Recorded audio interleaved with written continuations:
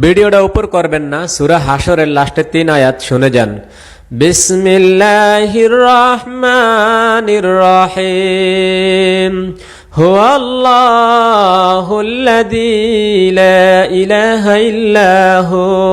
আলিমুল গায়বি ওয়াশ শাহাদাতি হুয়ার রহমানুর রহিম হুয়াল্লাহুল্লাযী লা ইলাহা ইল্লাহু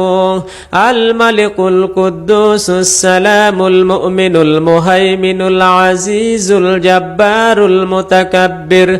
সুবহানাল্লাহি আম্মা يشركون هو الله الخالق البارئ المصور له الأسماء الحسنى يسبح له ما في السماوات والأرض وهو العزيز الحكيم